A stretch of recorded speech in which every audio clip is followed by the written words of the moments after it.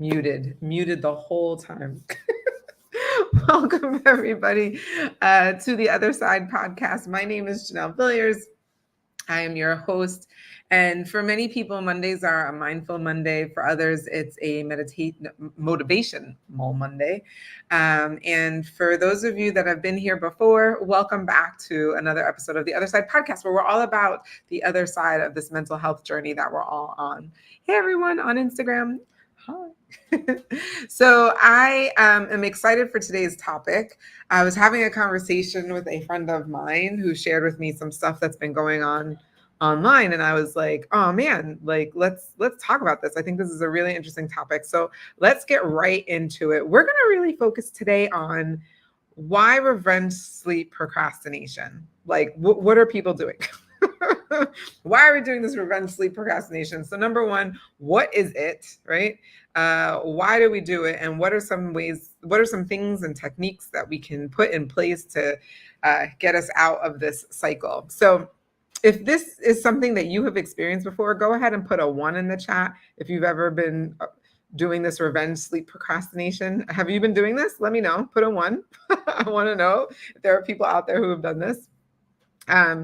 And so let's talk about first what it is. So for people who are unfamiliar with what on earth this could be, basically what happens is it's a phenomenon where people going to bed feel like they're reclaiming their personal time really late at night. And so even though they're tired, even though they know they should go to sleep, they're like, but I didn't have any me time today. So this is my me time. And they're like scrolling through social media, they're binge watching something on a streaming device, right? So that's basically what it is. And so I think what's more important is to talk about why people do it. And I think one of the number one reasons, and please please put in the comments why you feel like you do this. But I think one of the reasons is people feel like they're so filled with all these things to do during the day, all these tasks. They're building their businesses, they're working on their profession, whatever that is, but they never really get personal time for themselves. They don't get like a break where they can just be like, okay, like let me turn my mind off just for a second. Let me just shut everything down for a moment. It's just been go, go, go, go, go from the minute they woke up until the time they got home. And even when they got home, they couldn't even like turn it off because they're still dealing with family or loved ones or what have you. And so like, it's the only time, right? Like, even though they know to go to bed, they're like, but this is me time. I need that me time. And so when you have this feeling that you're lacking this autonomy, you're lacking this time for yourself, you like force yourself, or like this is the revenge, right? Like this is the moment where you're going to get back this time for yourself. I think also when there's stress and overwhelm, so you don't have the autonomy, you're super stressed, right? We're like constantly just constantly pinged at. We're being told to look at this. Hey, look at that. We're told we have to make a gazillion decisions throughout the day. Gazillion may be a hyperbole, but we have to make maybe hundreds of decisions a day, maybe thousands. And so that can get very fatiguing. It can feel very overwhelming. And so again, it's this moment where it's like, no one is asking you to do anything. It's just you can do the thing that you want to do just for you, no one else, that kind of a thing. And so here you are scrolling or binging. And then just this idea, like, I just want some downtime. Again, you haven't had autonomy, right? You have just been really overwhelmed by all the different tasks that you want to do. And so you just want to have a moment where you can have some downtime. So if that sounds familiar, let me know in the chat. If this is you, you're like, yep, been there. I have had this feeling, certainly. So I would say then, let's talk about what the impact is. So let's say you're participating in this type of revenge sleep procrastination. And how does this impact you? Well, first of all, it's probably the obvious thing, right? You're having sleep deprivation. You're missing out on sleep. And when we don't sleep, I've done a couple of episodes about sleep.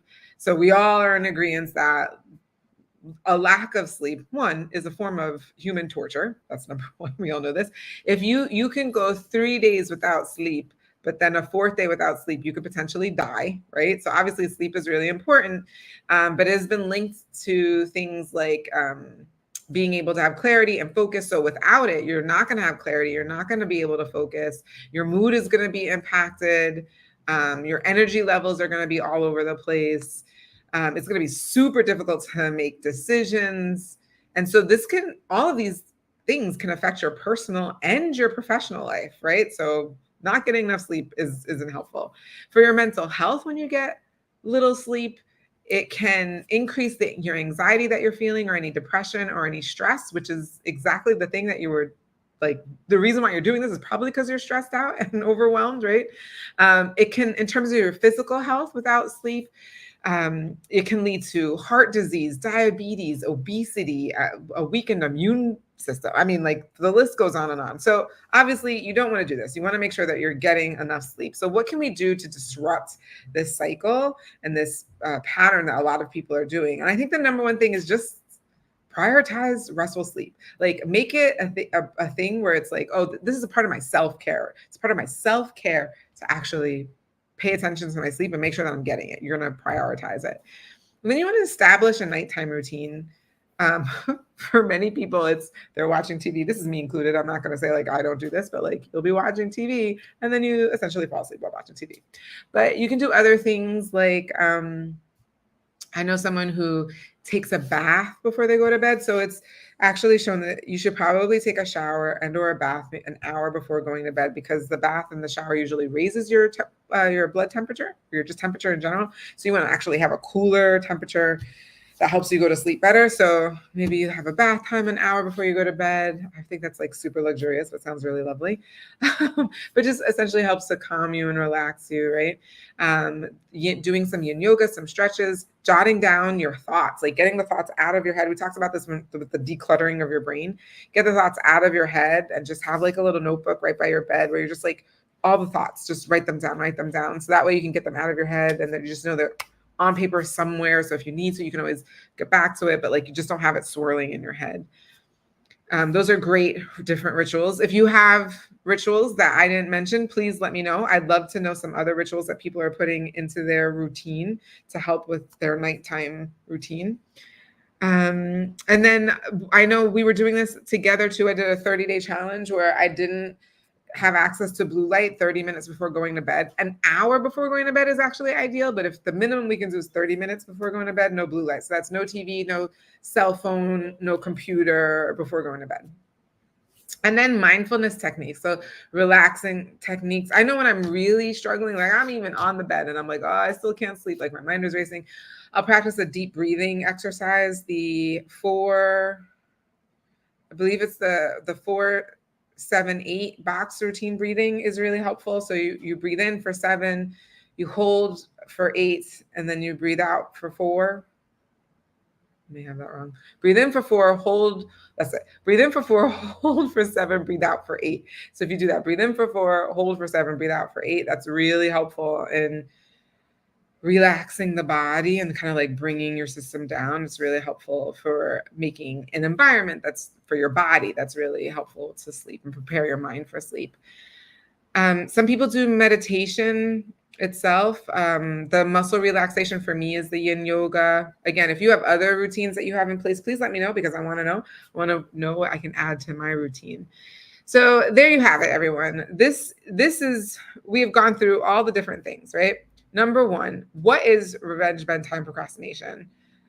It is when people feel like they don't have enough time in their day for themselves. And so they feel like finally, after all the different people have been asking them questions and asking them to do things, their family, their colleagues, their boss, etc. And then it's the only time at night when they can have time for themselves. So even though they should be going to sleep, they find themselves scrolling through social media, they're binging whatever shows, things like that. Why does that happen? It's because people feel like they don't have autonomy. They're like constantly doing things for other people. They're stressed out and overwhelmed just by all the decisions that we have to make and all the tasks that we have to do. And they really are looking for this like leisure time. So when you engage in this type of behavior, you're creating sleep deprivation. It's probably the obvious thing, right? And so we know that with sleep deprivation, you're impairing your cognitive abilities. So your mental health also goes down, your physical health takes a hit, and you have all really reduced productivity. So it's really not helpful.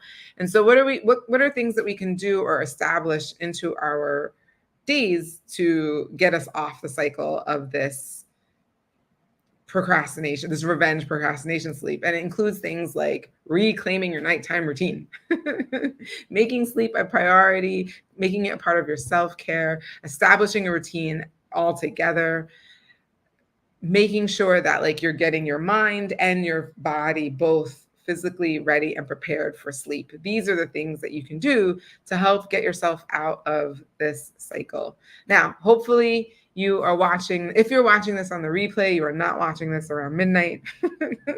Hopefully you're catching the replay either the next day or just earlier in the evening. The other thing I would suggest too is maybe carving out time for yourself. I didn't really say this before, but I think this is important to say. You can carve out time in your schedule for yourself. Carve out time right after work, or if you have a business and you have a little bit more autonomy over your schedule, but carve out some time at maybe late afternoon, early evening, where it's just you. Maybe it's a half an hour, it's an hour, but nobody else is involved. It's just you. That way, when you do get home, and if you do come home to loved ones, you already had some alone time, so you don't feel like, oh man, I'm giving all of my alone time to the family and things like that. It's another helpful thing to do. Just kind of like sneak it into your schedule earlier instead of leaving it until late at night. So that's the thing to think about. All right, if you found this helpful, please let me know in the comments. I really love to hear your feedback. And I've say it all the time, but it's really, really true. If you think that this is valuable, what's really helpful for me and for the algorithm in YouTube is that if you subscribe, you like, of course, and ring the notification bell so you don't miss another episode. But really, really huge, if you think this is really valuable, share it. Share it with someone else. It's free. It doesn't cost you anything. And you might be helping somebody else with their own their own problems with revenge sleep deprivation, with revenge sleep procrastination. All right, everyone. I look forward to seeing you next week. Have a great night.